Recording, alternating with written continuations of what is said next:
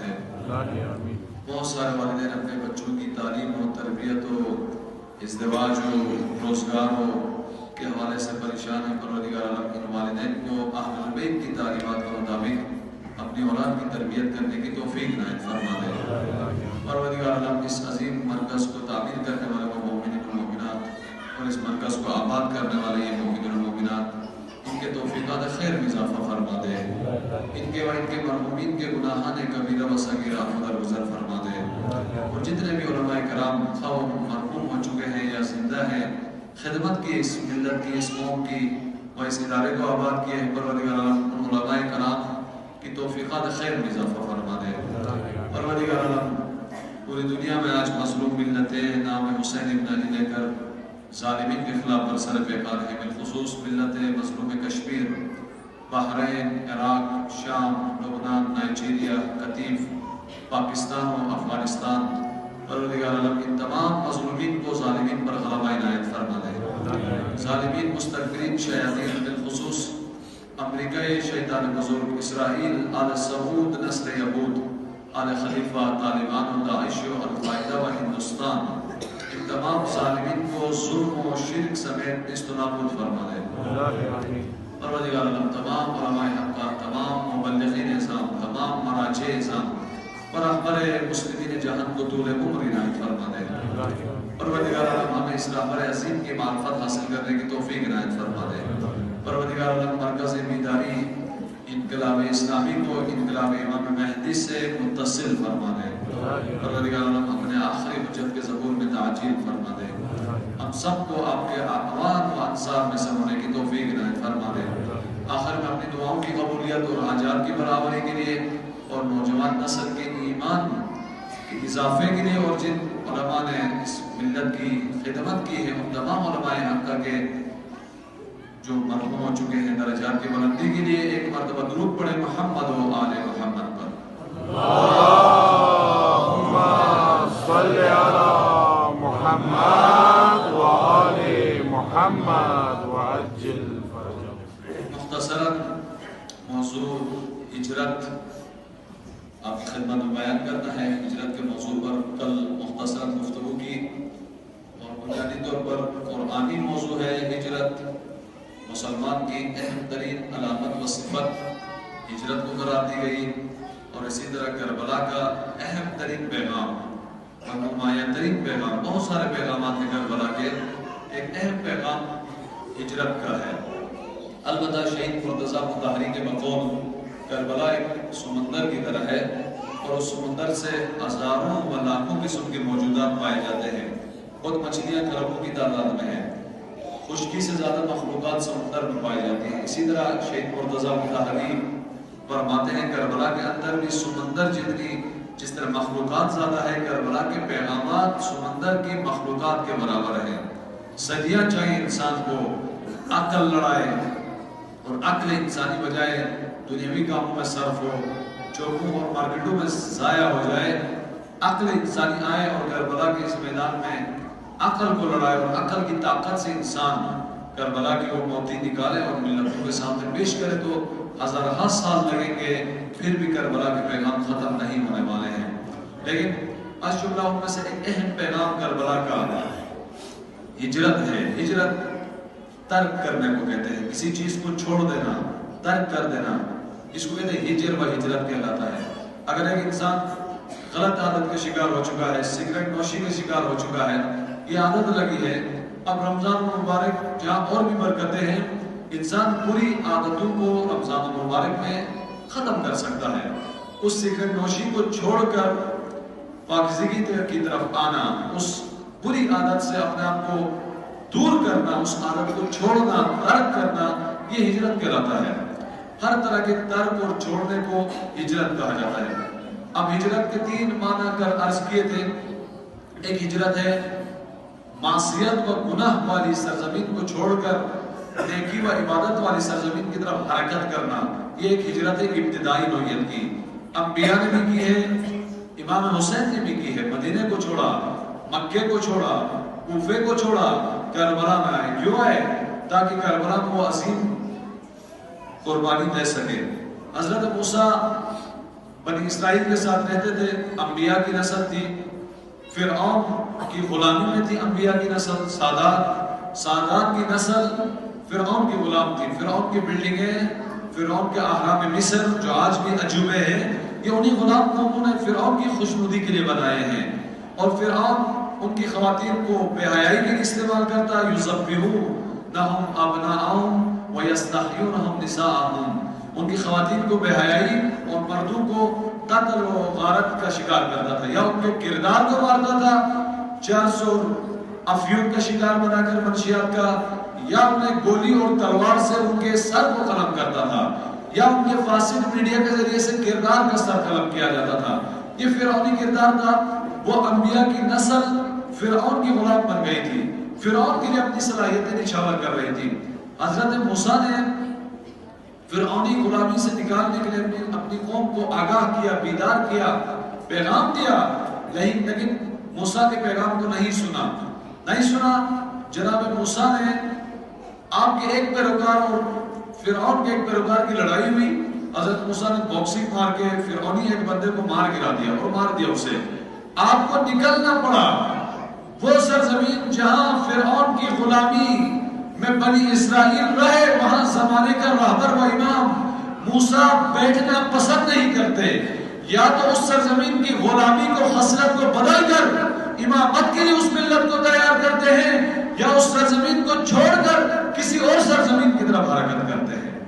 حضرت موسیٰ نے پہلے بیداری دی، پیغام دیا، تبلیغ کی، نہیں بدلے، اس سرزمین کو چھوڑ کر مدین کی طرف نکلے، جہاں ایک پختہ نبی، ایک بزرگ نبی، ایک بہت ہی سنجیدہ نبی، تجربہ کار نبی حضرت شعیب علیہ السلام تھے، وہاں رہے۔ مفصل داستان ہے، آپ کی پاکیزگی کو دیکھا۔ اب یہاں ایک پیغام ہے، یہ سیرت امام علی سے بھی ثابت ہے، رسول اعظم سے بھی، اور حضرت شعیب کی سیرت سے بھی ہے، لیکن مومنین جہاں شرمانا چاہے وہاں نہیں شرماتے، جہاں نہیں شرمانا چاہیے وہاں شرماتے ہیں۔ خوب حضرت شعیب نے دیکھا یہ جوان، پردیسی جوان، موسیٰ اپنا وطن چھوڑ کر نکلے مدائن، یوسف کے گلگت کو چھوڑ کر پنڈی اسلام آباد پہنچے، ایک الگ سرزمین ہے، پردیسی جوان ہے، وہاں ان کی پاکیزگی کو دیکھا۔ دیکھنے کے بعد حضرت شعیب نے موسیٰ کو اپنے گھر میں رکھ کے کہا، موسیٰ تو نیک و متقی لڑکا نظر آتا ہے، میری 2 جوان بیٹیاں ہیں، ایک بیٹی کو تیرے نام کرنے کے لیے تیار ہے۔ یعنی یہ غیرت نہیں ہے کہ اگر دیکھیں آپ اپنے علاقے میں متقی جوان کو دیکھیں، بے شک بے روزگار ہو، باحیا ہو، پرہیزگار ہو، اہل ایمان ہو، اگر آپ کی حیثیت زیادہ ہو، لیکن آپ دیکھتے ہیں آپ کی بیٹی بھی پاکیزہ ہے اور وہ لڑکا بھی پاکیزہ ہے. اس انتظار میں نہ رہو کہ وہ لڑکا آئے اور رشتہ بھیجے تو ہم 2-3 دفعہ ٹکرا کے پھر دے دیں. یہ غیرت نہیں ہے. اگر متقی لڑکا دیکھتے ہیں کوئی ماں باپ اور ان کی جوان پاکیزہ بیٹی ہے تو اس بیٹے کو کہو تو متقی ہے، تیرے لائق میری متقی بیٹی آمادہ و تیار ہے. حضرت شعیب نے ہی کہا موسیٰ آپ میرے گھر میں رہو، میری 2 بیٹیاں ہیں، دونوں متقی و پرہیزگار ہیں. قرآن میں مفصل ہے، میرے وقت نہیں ہے کہ آگے نکلوں، بیان نہیں کرتا. کہا میری بیٹی کا رشتہ آپ کے لیے. حضرت موسیٰ نے بھی کہا منظور ہے، لیکن مہریہ بھی ہے. مہریہ بھی دینا ہے. کیا دینا ہے؟ 8 سال یا 10 سال میری بکریاں چراوا. شادی ابھی کریں گے، شادی ابھی کریں گے، لیکن 8 سال یا 10 سال میری بکریاں آپ کو چرانی پڑیں گی. حضرت موسیٰ نے کہا 10 سال بکریاں چراؤں گا. دراصل یہاں پیغام یہاں بھی مہریہ ایسا نہ رکھیں کہ شادی میں وہ رکاوٹ ہو جائے. مہریہ ایسا رکھیں کہ جو شادی کے روح کو سمجھا سکے اور اس شادی کو خانہ آبادی میں اور اس شادی کو پربرکت و دینی شادی میں بدلے. ایسا مہریہ رکھیں. یہ حضرت شعیب سمجھا رہے ہیں. میں عرض کروں گا بھی مثلا یہ نہ رکھیں آپ سینڈل اتنے ہو، سوٹیں اتنی ہو، فریج ہو، الماری ہو، پلنگ ہو. یہ نہ ہو جناب، کوئی فرق نہیں پڑتا. اگر ہو تو خوب، لیکن ایسا مہریہ نہ رکھیں. مہریہ وہ رکھیں یہ لڑکا شوہر اور زوجہ دونوں انسان بن جائے. وہ لڑکی مہریہ لے رکھے اے جوان تیرا مہریہ تجھ پر واجب ہے دینا ہے، تم 50 قرآن کی آیتیں مجھے سمجھاؤ، سکھاؤ، ترجمے کے ساتھ پڑھو، یہ میرا مہریہ ہے. جب قرآن کی 50 آیتیں وہ پڑھے گا، وہ اس نے ابھی تک تو نہیں پڑھی، موبائل چلانا سیکھا ہے، موٹر سائیکل ایک ٹائر میں چلانا سیکھا ہے. مہریہ تو واجب ہے، قرض ہے، خود دینا ہے.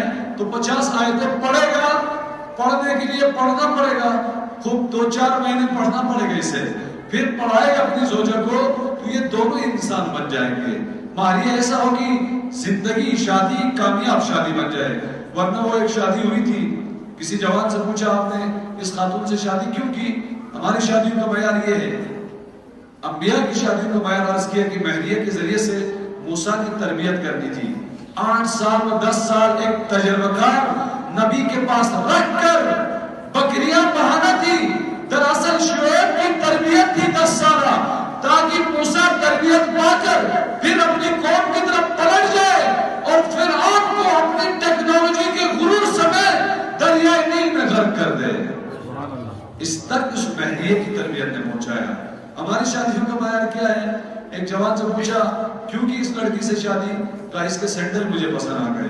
سینڈل جب پہنتی تھی تو اچھی لگتی تھی، خوب مہینے بعد طلاق ہو گئی. کیا ہوا؟ اس نے سینڈل مجھے مارنا شروع کر دیا. خوب سینڈلوں پہ شروع، سینڈلوں پہ ختم.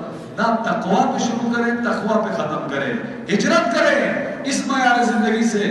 سینڈلوں پہ نہیں، تقویٰ پہ رکھیں، معنویت پہ رکھیں، پاکیزگی پہ رکھیں، حیا پہ رکھیں. مہریہ بھی ایسا رکھیں جس سے زوج اور زوجہ کی تربیت ہو سکے.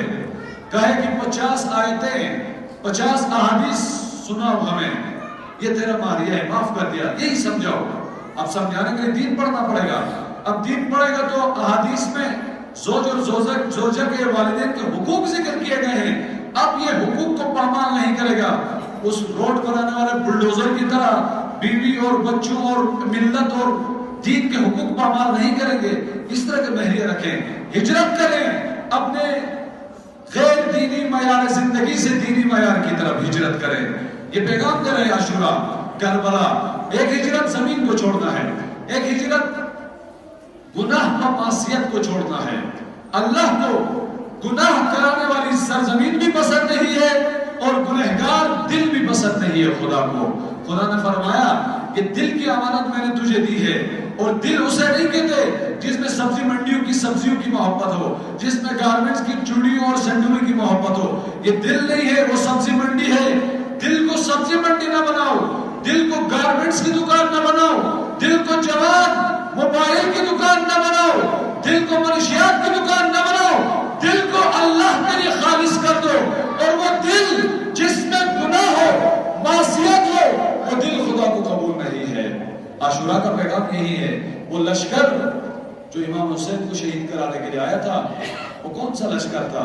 وہ لشکر ایسا تھا جس کے دل میں گناہ تھے، جس نے دل کو سبزی منڈی بنایا تھا، جس نے دل کو چرس اور افیون کی مارکیٹ بنایا تھا، اور وہ 72 چراغ بجھا کر جانے کے لیے تیار نہیں ہے۔ جب شب عاشور چراغ بجھائے کہا عباس چلے جاؤ، اور جنت میں نے تجھے اعلیٰ مقام بھی عطا کر دیا۔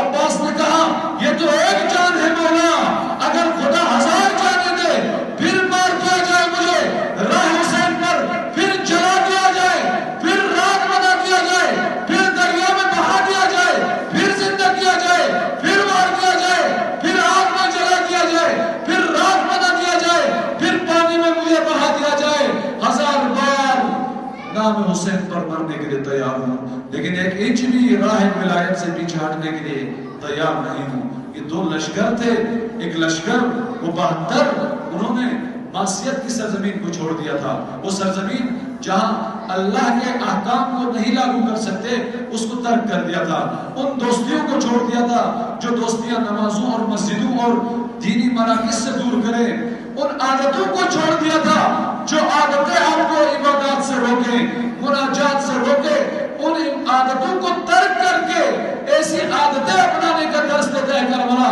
جو آپ کو مساجد اور علماء کے قریب کریں۔ وہ لشکر 72 کا ان کے دل میں خدا تھا اور کچھ بھی نہیں تھا، اور وہ لشکر جس نے ان 72 کو گھیرے میں لیا ہوا تھا ان کے دل میں دنیا کے تمام فسادات کی محبت تھی، وہ ہجرت نہیں کر سکے، ہجرت نہیں کر سکے گناہ سے، معصیت سے، شہوتوں سے، بے حیائی سے ہجرت نہ کر سکے، امام حسین کے مقابلے میں آئے، اور وہ 72 اور ان 72 میں بھی خود ہجرت کر گیا، لشکر حسینی کا حصہ دار بن گیا، علمدار بن گیا۔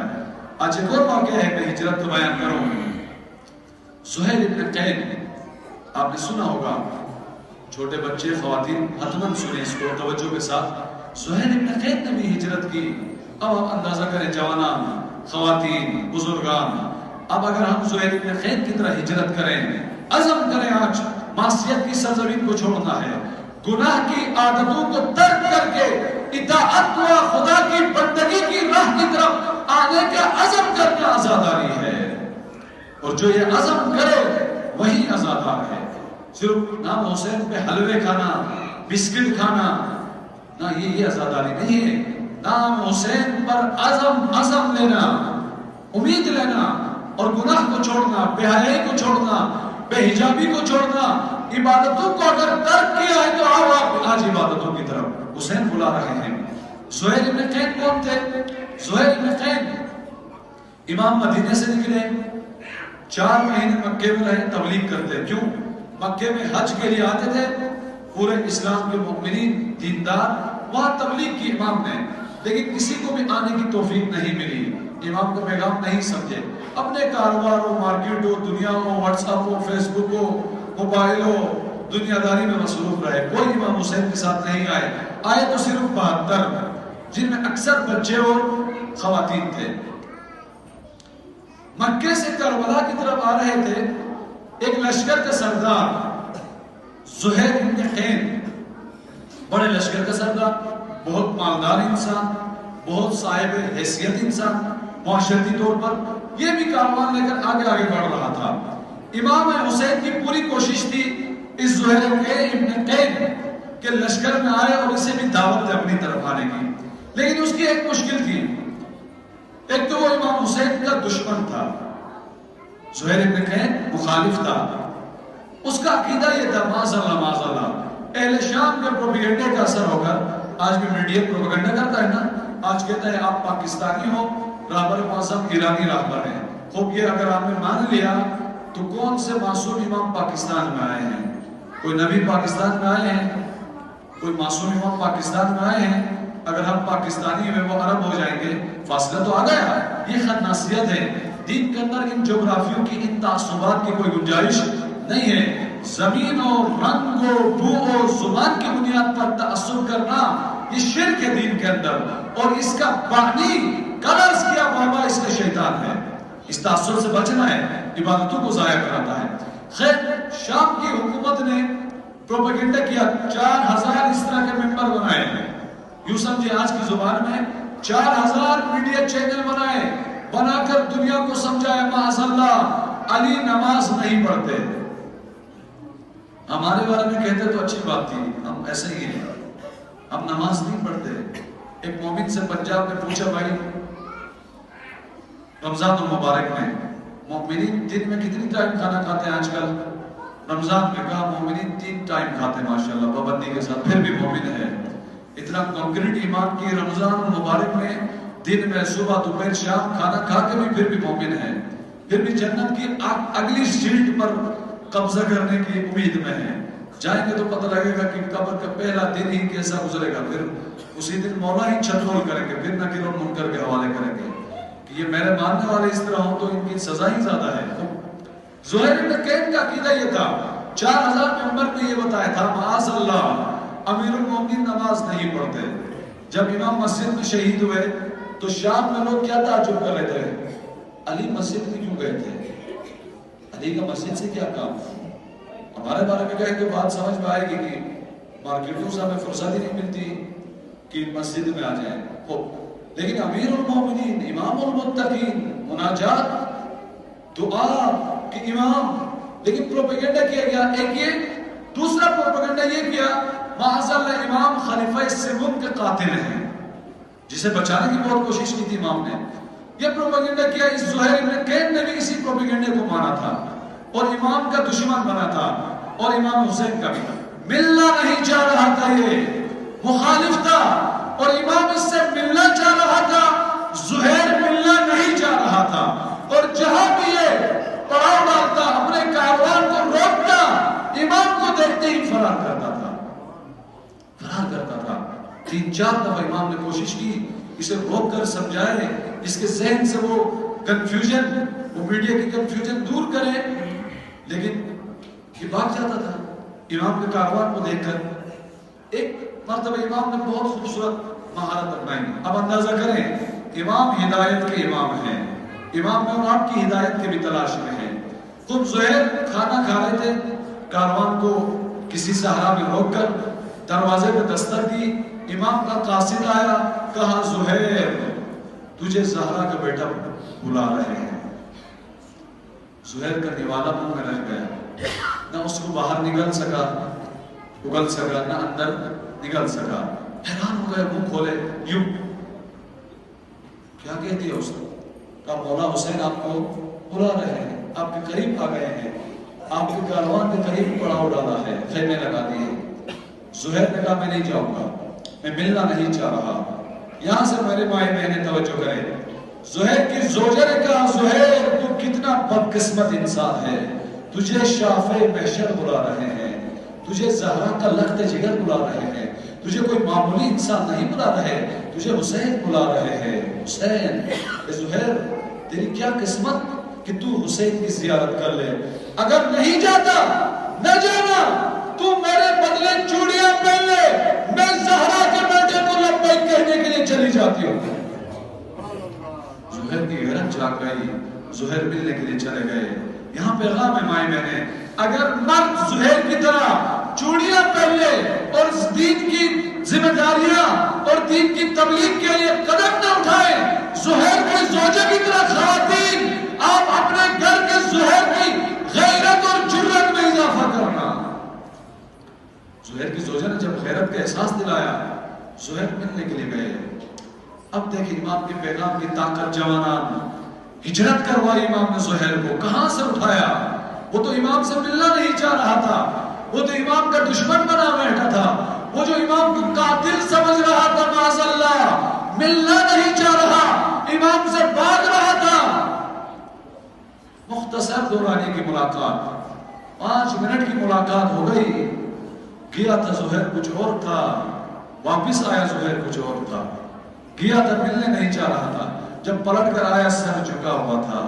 آگے کاروان والوں سے کہا کاروان والوں اب دنیا داری کی طرف نکل جاؤ، میرا مقصد ہی بدل گیا، میری زندگی ہی بدل گئی. میری ملاقات کیا ہو گئی 5 منٹ کی حسین ابن علی سے، میں عاشق حسین بن گیا. اب میں شہید ہونے کربلا جاؤں گا. اپنی زوجہ کو کہا میں تجھے آزاد کرتا ہوں، کاروان والوں آپ کو آزاد کرتا ہوں، اب اپنی دنیا میں کاروبار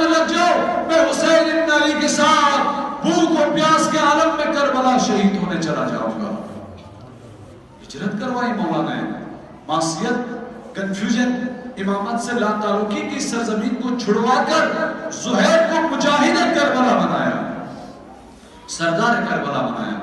جب زہیر کی زوجہ نے کہا عجب بات ہے زہیر، جب تم مولا کا دشمن تھا تو اس وقت میں تیرے ساتھ تھی، اب تو تم عاشق بن گیا حسین بن علی کا، اب آسانی سے چھوڑنے والی نہیں ہوں.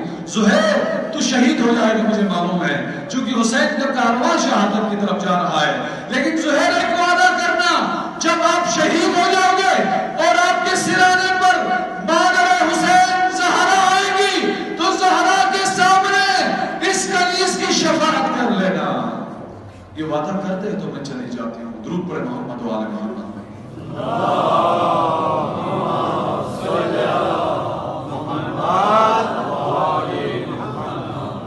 ہجرت کروائی جوانان. کربلا ایک زہیر کو بدلنے کی تحریک کا نام نہیں ہے.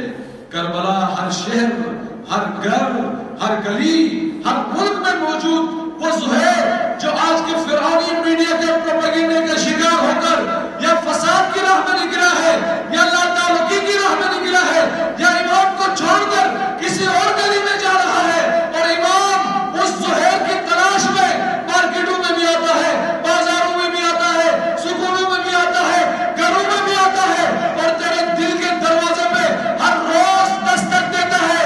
اے گلگت بلتستان کا زہیر، تو کیوں نہیں بدل رہا؟ تو اپنے آقا کی طرف نگاہ کیوں نہیں کر رہا؟ تو ہجرت کیوں نہیں کر رہا؟ تو میرے کاروان کا حصہ کیوں نہیں بن رہا؟ تیری تلاش میں آ رہا ہے حسین. لیکن میں نے اور آپ نے دل کے دماغ کے دروازے بند کر دیے حسین ابن علی کے لیے. حسین اس زہیر کی طرح تیرے تعاقب میں ہے، تیرا پیچھا کر رہا ہے.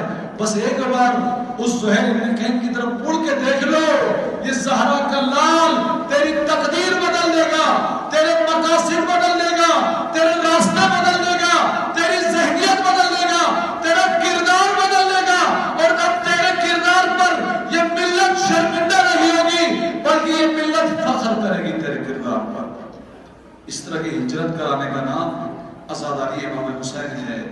ہر زمانے کے زہیر کو بدلنے کی تحریک کا نام عزاداری امام حسین ہے.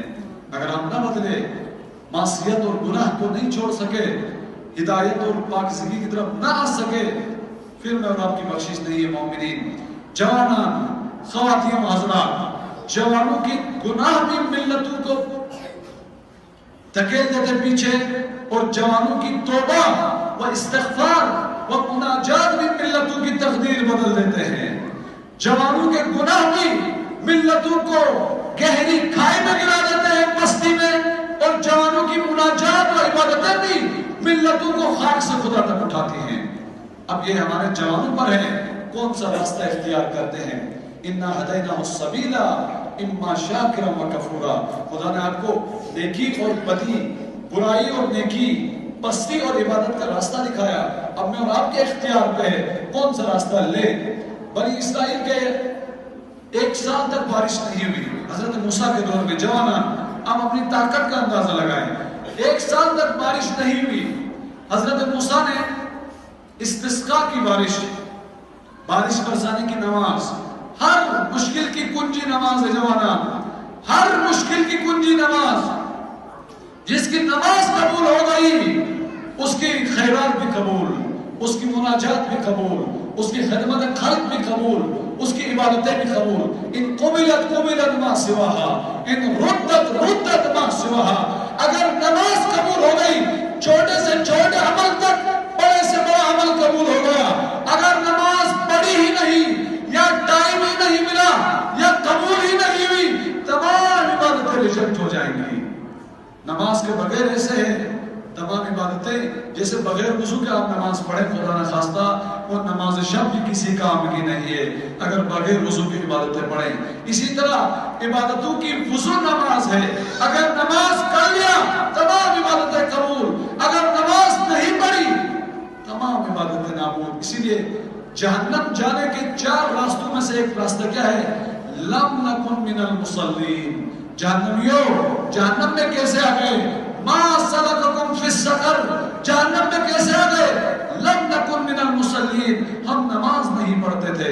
جو مرد اور عورت نماز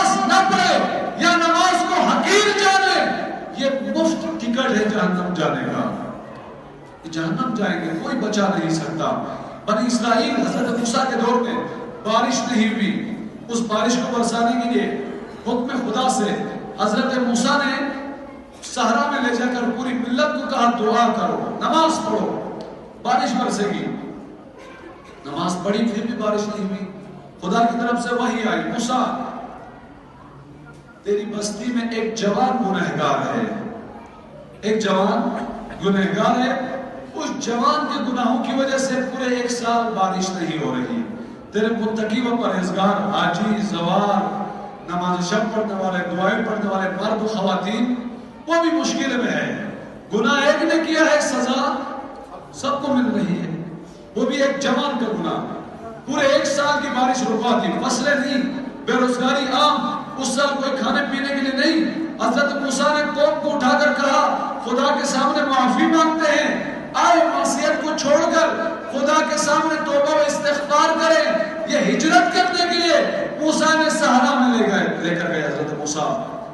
امام اللہ نے فرمایا موسیٰ ایک جوان نے گناہ کیا ہے، اس کی وجہ سے دعائیں بھی قبول نہیں ہو رہی اور اس کی وجہ سے بارش بھی نہیں ہو رہی، کیا کروں یا اللہ؟ خدا نے حکم دیا اس جوان کو الگ کرو، پوری ملت کے سامنے اس کو الگ کرو۔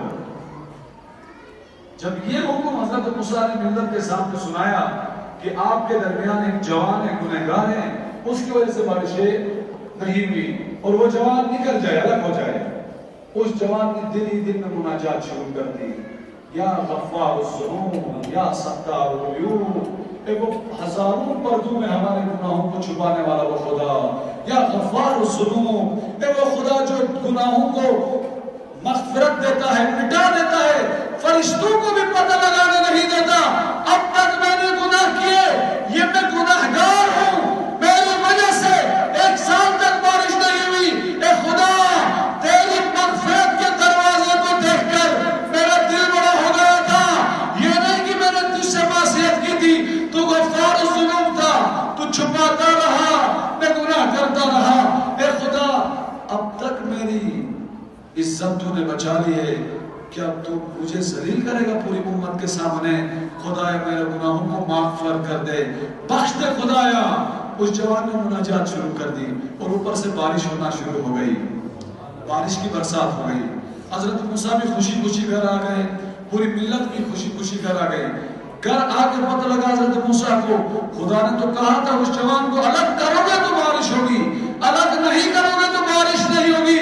اس جوان کی وجہ سے، اس کے گناہوں کی وجہ سے، اس کے منشیات کی وجہ سے پوری ملت پر 1 سال کے لیے باران رحمت کے دروازے بند ہو گئے تھے۔ اس کو تو الگ نہیں کیا، بارش ہو گئی۔ حضرت موسیٰ نے خدا سے پھر مناجات کی، خدا وہ جوان کون تھا اور بارش کیوں ہو گئی؟ اس جوان کو میں نے الگ تو نہیں کیا تھا۔ خدا نے حکم دیا، وہی آ گئی، موسیٰ بارش روکی بھی تھی اسی جوان کی وجہ سے، اب جو بارش برسائی ہے تو بھی اسی کی وجہ سے۔ کہا وہ جوان کون ہے؟ کہا موسیٰ اس جوان کا نام نہیں بتاؤں گا، جب گنہگار تھا تو نام نہیں بتایا، اب تو توبہ کر کے، ہجرت کر کے، ان گناہوں کو توبہ و استغفار کے پانی سے دھو کر صاف کر دیا ہے، اب پاکیزہ ہو گیا تو کچھ بھی نہیں بتاؤں گا۔ جب گنہگار تھا تو نہیں بتایا تھا، وہ تو اب پاکیزہ ہو گیا، کیسے بتا سکتا ہوں اس کا؟ وہ اس جوان کی توبہ، جوان کی توبہ، جوان کی گناہ سے نیکی کی طرف ہجرت، جوان کی چوکوں اور مارکیٹوں سے مسجد کی طرف ہجرت، ملتوں کی تقدیر بدل دیتے ہیں۔ اور ملتوں پر اگر رحمت کے دروازے بند ہوئے ہیں تو جوانوں کی توبہ و گریہ سے رحمت کے وہ دروازے کھل سکتے ہیں۔ درود پڑھے محمد وآل محمد۔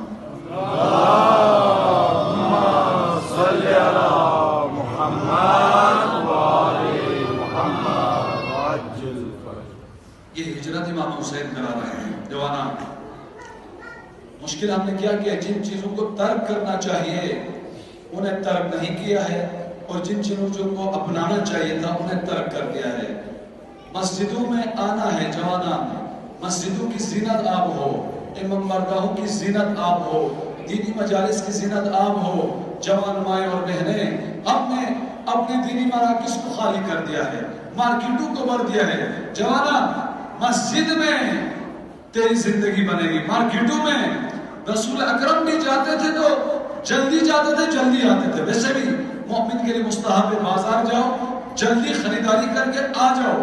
اور رسول اکرم جب مارکیٹ جاتے تو 70 بار استغفار کرتے تھے، 70 بار استغفار.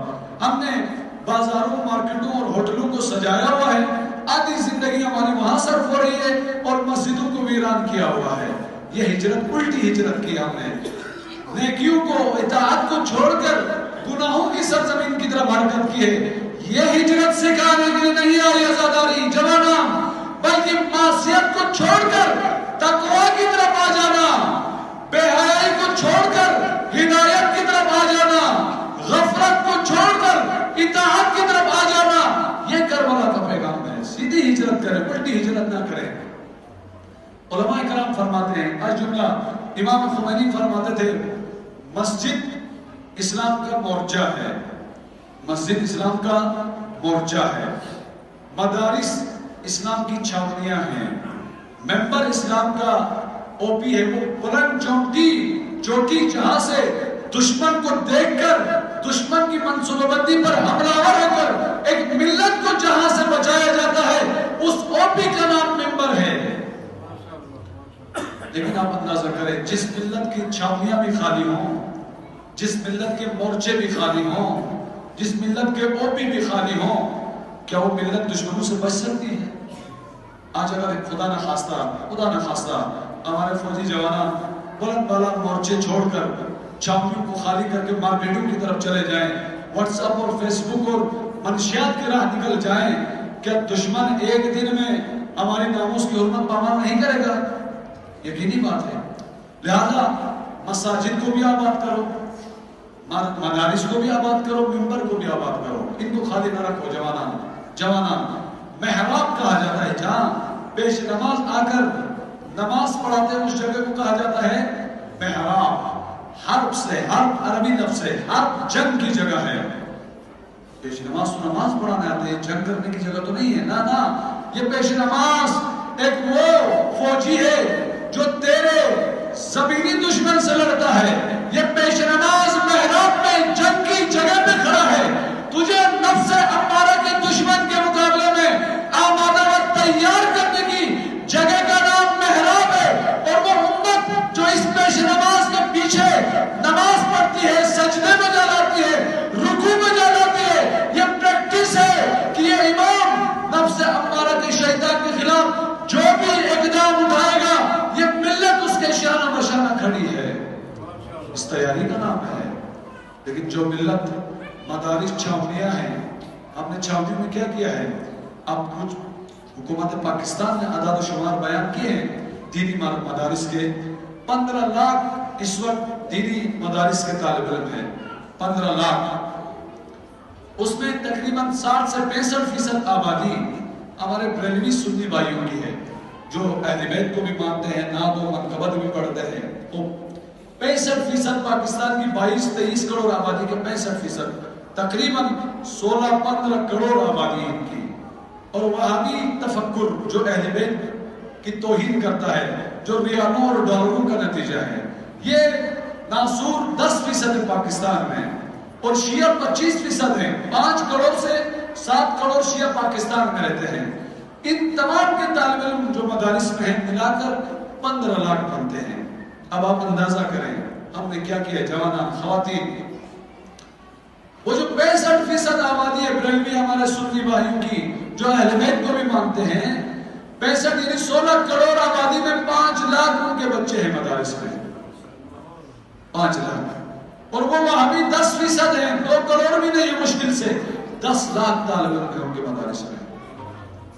اور شیعہ جو 7 کروڑ آبادی ہے، 7,000 طالب علم ہیں.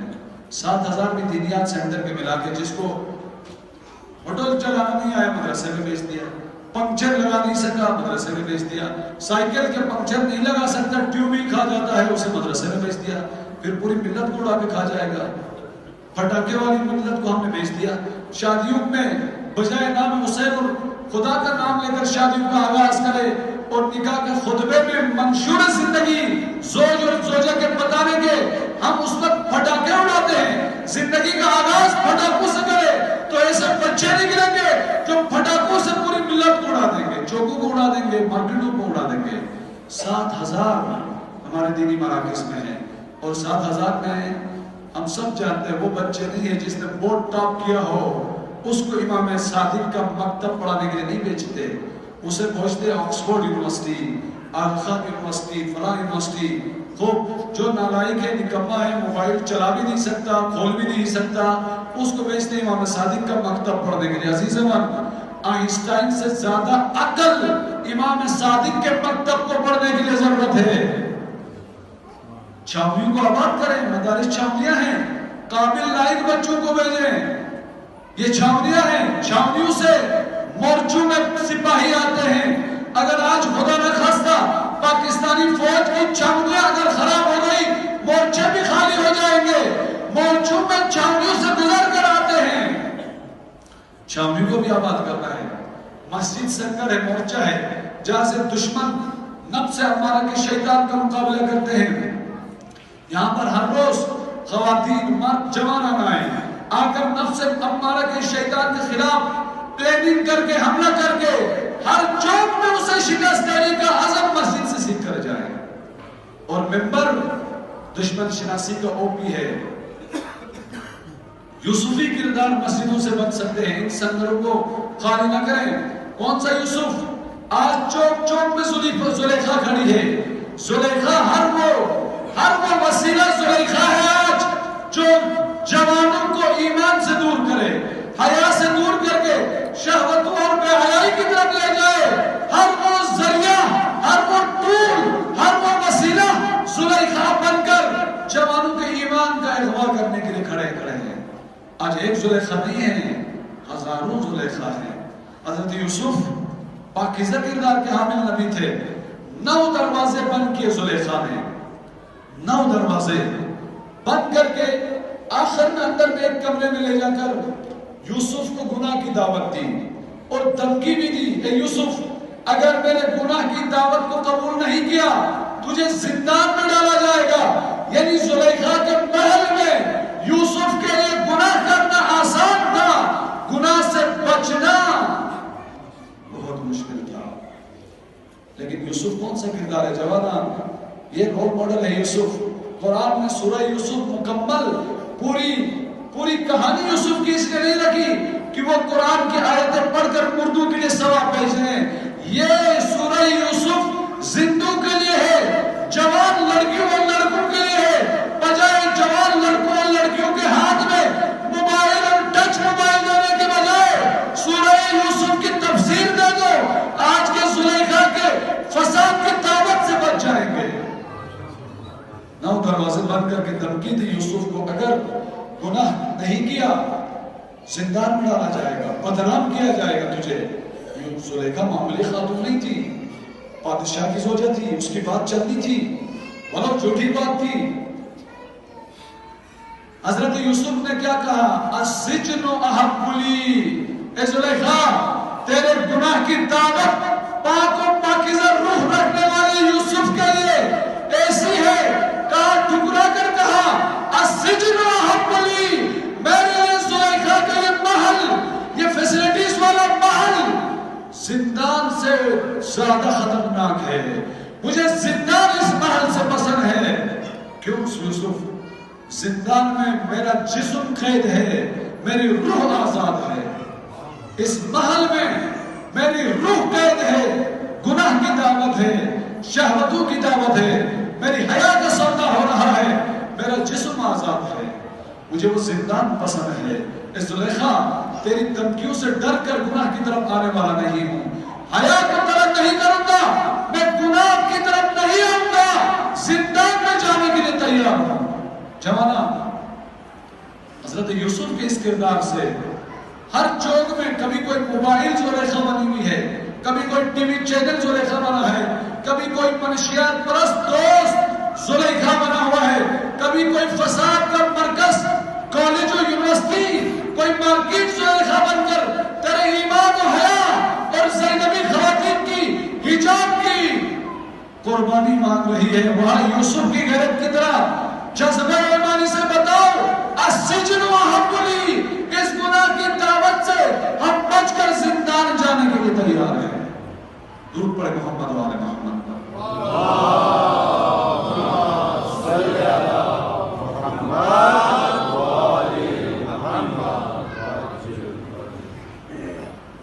امام حسین اس یوسفی کردار کی طرف جوان کو بلا رہے ہیں، خواتین کو مریمی کردار کی طرف۔ 4 بزرگ خواتین ہیں اسلام کی، از جملہ ایک مریم۔ مائیں بہنیں، مریم کا لفظ معنی ہے، مریم کا معنی فیس بک چلانے والی عورت کا نام نہیں ہے، وہ سینڈلیں اور چوڑیاں پہن کر نامحرموں کے پاس جانے والی عورت کا نام مریم نہیں ہے۔ مریم کا مطلب عبادت گزار عورت، وہ عورت جسے عبادتوں سے عشق ہو، جسے نماز شب سے عشق ہو، جسے دعائے کمیل سے عشق ہو، جسے مسجدوں سے عشق ہو، اس عبادتوں کی عاشقانہ عورت کا نام مریم ہے۔ ہر وہ عورت مریم ہے، بے شک نام کچھ اور ہو، کوئی اور ہو، ہر وہ عورت آج کے زمانے کی مریم ہے جسے عبادتوں سے عشق ہو، جسے دعائے کمیل سے عشق ہو، جسے نماز سے عشق ہو، جسے حجاب سے عشق ہو، جسے نامحرموں کی محفل سے بچ جانے کا عشق ہو، وہ آج کے زمانے کی مریم ہے۔ اور خدا کا وعدہ ہے ہر مریم کی آغوش میں زمانے کا امام پرورش پائے گا۔ مریم 9 سال کی عمر کی تھی، 9 سال کی۔ مریم دن کو روزے رکھتی تھی، رات کو نماز شب پڑھتی تھی۔ مائیں بہنیں، دن کو روزے، رات کو نماز شب۔ مریم 9 سال عورت، 9 سال کی عمر میں عورت بالغ ہوتی ہے۔ اس وقت سکھاؤ عورت کو کہ پردہ کرنا ہے، نماز پڑھنا ہے، نامحرم سے ہاتھ نہیں ملانا، حجاب کا خیال رکھنا ہے۔ اور اے عورت کی بہترین صفت کیا ہے؟ عورت کی بہترین صفت امام علی فرماتے ہیں کہ نامحرم کی نسبت مغرور ہونا، یہ غرور عورت کا خدا کو پسند ہے۔ نامحرم کے سامنے مغرور ہونا عورت کے خدا کو پسند ہے۔ کہا جاتا ہے عورت اول نامحرم کو سلام نہ کرے، اگر نامحرم سلام کرے تو بے رخی کے ساتھ جواب دے، یہ نہ کہیں وعلیکم السلام ورحمۃ اللہ وبرکاتہ، کہاں جا رہے ہو، کدھر جا رہے ہو، بیٹھو کھانا کھا کے جاؤ، نہ وعلیکم السلام، بے رخی کے ساتھ۔ تکبر مرد کے لیے کمزوری ہے۔ امام علی فرماتے ہیں عورت کے لیے نامحرم کے سامنے تکبر کرنا یہ عورت کا کمال ہے۔ ماں باپ کے سامنے تکبر نہ کرو، شوہر کے سامنے تکبر نہ کرو، رشتہ داروں کے سامنے تکبر نہ کرو۔ نامحرم کے سامنے تکبر کرنا، مغرورانہ انداز میں چلنا، یہ عورت کا کمال ہے۔ مریم ایسی مغرور عورت تھی نامحرم کے سامنے۔ 9 سال کی عمر میں دن کو روزے، رات کو نماز شب۔ اس عورت کا نام مریم ہے۔ ایک فرشتہ جوان لڑکے کی صورت میں آ گیا مریم کے سامنے۔ مریم اتنی پاکیزہ تھی کہ فرشتوں کے ساتھ کلام کرتی تھی۔ ایک فرشتہ جوان بن کر آ گیا، مریم کا وجود لرز اٹھا۔ اس نامحرم کو دیکھ کر کانپنا شروع ہو گئی۔ اس گھر میں کوئی نہیں تھا مریم اور اس جوان لڑکے کے علاوہ۔ مریم کا پورا وجود کانپنا شروع ہو گیا۔ کہا انی اعوذ ربکا، میں اللہ سے تیری پناہ مانگتی ہوں۔ اے جوان تو کیوں آیا میرے پاس؟ میں کوئی بے حیا عورت نہیں ہوں۔ ان کنت تقیا، میں متقی و پرہیزگار عورت ہوں۔ اس نامحرمی کے منظر سے مجھے دل سے تکلیف پہنچی ہے۔ اے جوان تو کیوں آیا ہے میرے پاس؟ جب حیا کا امتحان پاس کیا مریم نے، فرشتہ امتحان لینے کے لیے آیا تھا، ہر مومن کا امتحان لیا جائے گا۔ حیا کا امتحان مریم نے پاس کیا، اس جوان کو پسند نہیں کیا۔ کیوں آیا ہے میرے محضر میں؟ اے نامحرم، میں پاکیزہ متقی باحیا عورت ہوں، تیرا اس طرح آنا مجھے پسند نہیں۔ پھر اس فرشتے نے کہا میں کوئی نامحرم جوان بن کر نہیں آیا، میں فرشتہ بن کر آیا ہوں۔ خدا نے جب تیرے حیا کا امتحان لیا تو حیا کے، حجاب کے، پاکیزگی کے امتحان میں پاس ہو گئی مریم۔ خدا نے وعدہ دیا تیری آغوش میں عیسیٰ پرورش پائیں گے، وہ عیسیٰ جس کا معجزہ یہ ہوگا اگر کوئی مر گیا ہے عیسیٰ پھونک دے وہ وہیں پہ زندہ ہو جائے گا، یہ بیٹا تیری آغوش میں پرورش پائے گا۔ ہر زمانے کے عیسیٰ پاکیزہ عبادت گزار متقی مریم صفت عورت کی آغوش میں پرورش پائے گا، لیکن اگر مریم صفت عورتوں کے کردار کو مار دیا جائے یا زہیر ابن قین کی طرح ملت ہجرت نہ کر سکے ہدایت کی طرف امام کو لبیک کہنے کے لیے، اور مریم کی طرح پاکیزہ عورتیں نہ ملے، ناپاک آغوش بے حیا آغوش عورت کی شمر بناتی ہے، خولی بناتی ہے، یزید بناتی ہے۔ پاکیزہ آغوش باحیا آغوش نامحرموں سے بچنے والی عورت حسین کی پرورش کرتی ہے، عباس کی پرورش کرتی ہے، علی اکبر کی پرورش کرتی ہے، جناب اصغر کی پرورش کرتی ہے۔ سلام ہو ان پاکیزہ ماؤں کی آغوشوں پر جنہوں نے اکبر و قاسم و اصغر جیسے بیٹوں کی پرورش کی، اور ہماری ماؤں بہنوں کو بھی عبادت و مناجات کا درس دے گئی۔ میری خواہش آج میں جناب علی اصغر کے کچھ مصائب پڑھوں۔ اصغر نے بھی جنگ کی ہے، اصغر بھی عباس کی طرح میدان پہ گئے ہیں، اصغر بھی مجاہد ازاداروں۔ جب امام حسین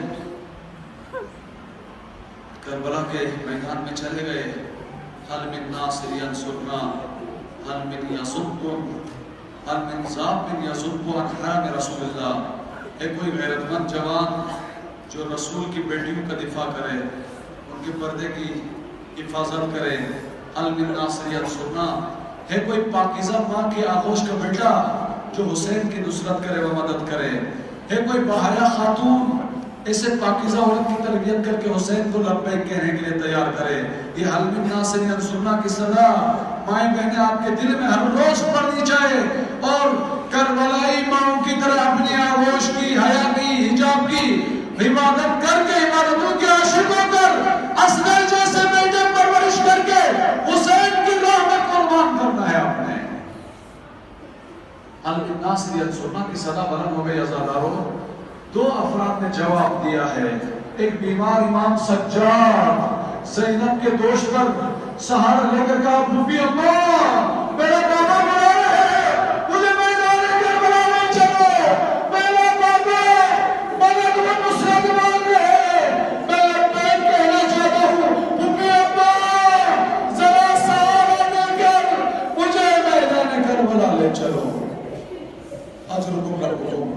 امام حسین نے فرمایا، زینب میرے اس آخری ذخیرے کو خیمگاہ میں لے کر جاؤ، میں نہیں چاہتا میرا آخری ذخیرہ، آخری نشانی سجاد بھی مارا جائے۔ حسین کی یہ صدا اصغر کے خیمے تک بھی پہنچ گئی، اصغر نے خود کو جھولے سے گرا دیا۔ یہ گرانا اصغر کی لبیک تھی، گویا اصغر کہہ رہے تھے، بابا آپ کی لبیک جب میں نے سنی ہے، اگرچہ میں پیاسا ہوں، اگرچہ میں ننھا ہوں، اگرچہ میں بول نہیں سکتا، یہ چولہے سے گر کر میں نے بتا دیا، بابا مجھے بھی یہاں بیٹھ کے شرف محسوس ہو رہی ہے، میں آپ کو لبیک کہنے کے لیے کربلا کی صحرا میں آنا چاہتا ہوں۔ میں بھی اکبر و اصغر کی طرح جنگ کرنا چاہتا ہوں۔ جب جھولے سے گرا دیا اصغر نے، حسین کو آواز دی گئی، اصغر جھولے سے گرے ہیں اور 3 دن سے کچھ بھی نہیں پیا، نہ دودھ ملا ہے نہ پانی ملا ہے، اصغر کو پانی دیا جائے۔ 6 ماہ اصغر، اے نہر فرات تیرا کیا بگڑ جاتا اگر چند قطرے اصغر کو مل جاتے؟ اس نہر فرات میں حیوانات بھی پانی پی رہے تھے، لیکن پانی سے محروم زہرا کی اولاد تھی صرف۔ امام اصغر کو میدان میں لے کر آ گئے، کہا اشکیا دشمنی ہوگی تیری مجھ سے، اصغر کو پانی پلاؤ، پانی نہیں دیا گیا۔ امام سمجھ گئے، شاید یہ اشکیا سمجھ رہے ہوں گے کہ امام اصغر کے بہانے خود پانی پینا چاہ رہے ہیں۔ اصغر پہلے ہی پیاسے تھے عزاداروں، اصغر کو کربلا کی تپتی ریت میں امام رکھ کر چند قدم پیچھے آگے، کہا اشکیا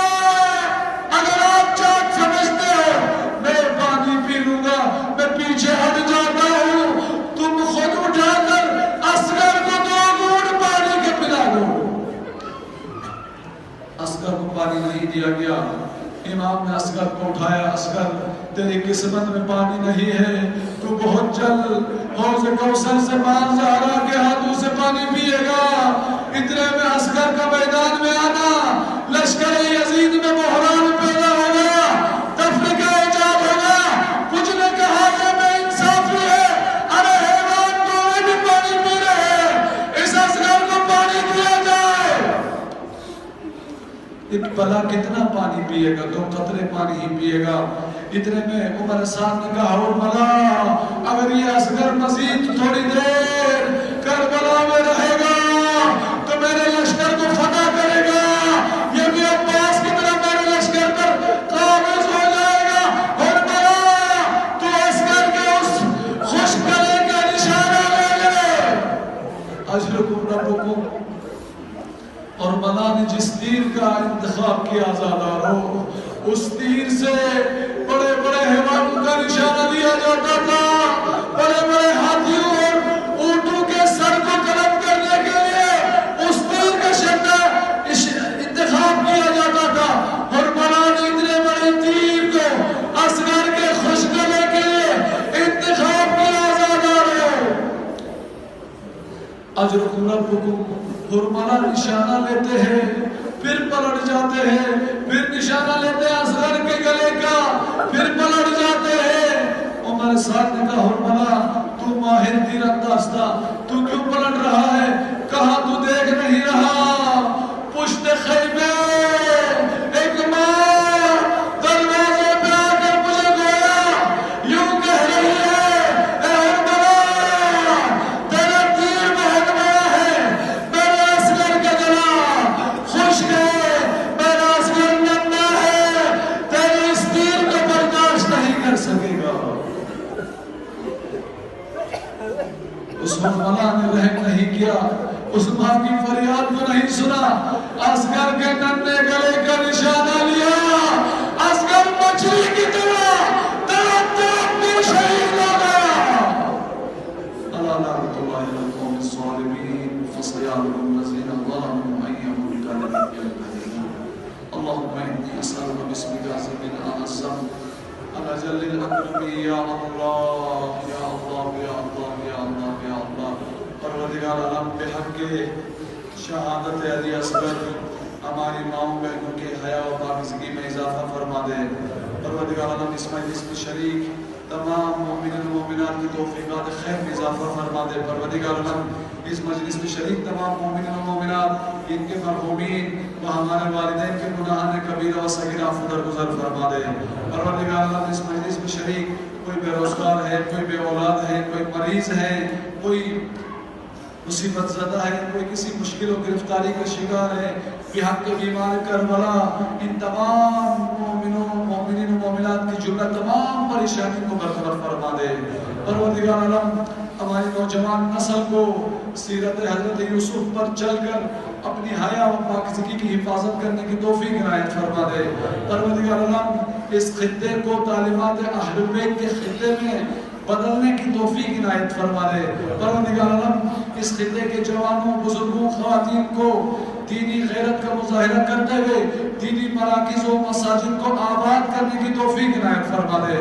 پروردگار عالم اپنے آخری حجت کے ظہور میں تعجیل فرما دے. ہم سب کو آپ کے آوان و انصار میں سے ہونے کی توفیق عنایت فرما دے. پروردگار عالم ہماری نوجوان نسل کے دل میں نماز و روزے کی محبت بڑھ کر ان کے دل کو نور نماز و نور عبادات سے منور کر دے. پروردگار عالم ان مومنین و مومنات کے درمیان اخوت و وحدت کی فضا قائم کرتے ہوئے اس عزاداری کی محفل کو جاری و ساری رکھنے کی توفیق عنایت فرما دے. پروردگار عالم اس عظیم مرکز کو آباد و تعمیر کرنے والے تمام مومنین و مومنات کے توفیقات خیر میں اضافہ فرما دے. آخر میں اپنی دعاؤں اور حاجات کی روائی کے لیے درود پڑھے محمد و آل محمد پر.